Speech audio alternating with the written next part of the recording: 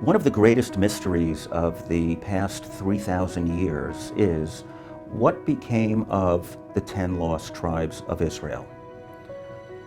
What was their fate? What happened to them? Where did they go? And would they eventually return to the land of Israel? We know from the Bible that after the death of King Solomon, the people of Israel, the 12 tribes, became divided. There was the northern kingdom of the 10 tribes and the southern kingdom of Judah.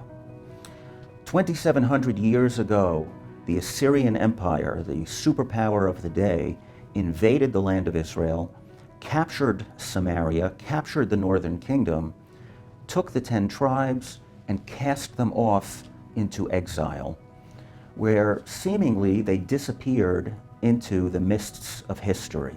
140 years later, the Babylonians invaded, and they captured Jerusalem and destroyed the first temple, and they sent the Judeans, or the Jews, to Babylon, where they sat for 70 years and wept as by the rivers of Babylon when they remembered Zion. At the end of 70 years, the Judeans began to return to Jerusalem. The second temple was rebuilt, and it stood until the year 70 of the Common Era, when the Romans invaded, besieged Jerusalem, destroyed the temple, and scattered the Jewish people to the four corners of the earth. So many of you, when you meet a Jewish person, whether it's in New York or London or Tokyo, chances are that person is most likely a descendant of the tribe of Judah, such as myself. But what about those 10 tribes that left much earlier than Judah? What became of them?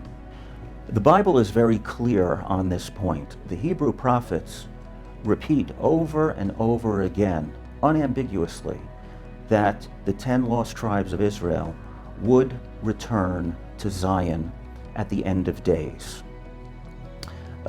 Jeremiah chapter 3, verse 18, for example, God says, "In those days the house of Judah shall walk with the house of Israel," Judah and Israel. Zechariah chapter 10, verse 6, God says, "And I will strengthen the house of Judah, and I will save the house of Joseph," Judah and Joseph. And then, of course, Ezekiel 37, the famous imagery of the two branches, where God tells the prophet Ezekiel to take one branch representing Judah, the other representing Joseph, the tribes of Israel, and to bring them together. And then God says he will forge them into one. Incredibly enough, our generation is blessed to be witnessing the beginning of the fulfillment of those promises made so long ago. Incredibly enough, in recent years, the lost tribe of Manasseh, one of the 10 lost tribes of Israel, has begun its long journey back home to the land of their ancestors. Manasseh, of course, was the son of Joseph, Jacob's son. And the tribe of Manasseh, as we know, was divided, with one half living on the eastern bank of the Jordan River and the other half living on this side of the Jordan River. But they too were cast off into exile by the Assyrians, and nonetheless, despite wandering in exile for so long, the Bnei Menashe never forgot who they were or where they came from, and they never forgot where they one day dreamt of returning, which was here to the land of Israel. Incredibly enough, down through the generations, even though they were cut off from the rest of the Jewish people, they continued to practice biblical Judaism. They kept the Sabbath, they kept kosher, they kept the laws of family purity. They even continued to perform the sacrificial rites that had been carried out in the temple. In 1948, when word of the establishment of the State of Israel reached that remote part of India, it caused a stir among the Bnei Menashe. Many of them began to pack their belongings and walk in a westward direction towards the land of Israel, hoping, believing, praying that the Messiah was about to appear and bring them back. Unfortunately, that didn't happen, but it stirred within them anew the desire to come home. And in subsequent decades, they built a large and flourishing Jewish community in northeastern India. Shavei Israel, the organization that I founded and chair, over the past 15 years, we have brought more than 4,000 Bnei Menashe back home to Israel with the help of Bridges for Peace and other Christians and Jews around the world. There are still another 6,500 Bnei Menashe in India who are waiting to come home. I personally take a great deal of comfort in this return of the Bnei Menashe because it signifies that the tribes of Israel are making their way back here again. Over the past 100 to 150 years, we've seen growing numbers of Jews, Judeans, making Aliyah, moving to Israel.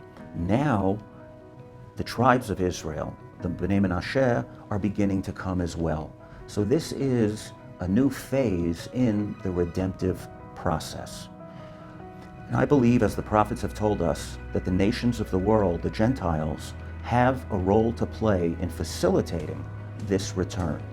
Isaiah chapter 49, verse 22, God makes very clear that you, the nations, you will carry our sons and daughters back to the land of Israel. That's very powerful imagery. The verse could simply have said, the nations of the world will assist the people of Israel to go home. Instead, God chose this imagery of carrying, because when you carry someone, you are actively involved, you are hands-on, you are lifting something or someone up, and you are taking it to its proper destination. You are taking it to where it truly belongs.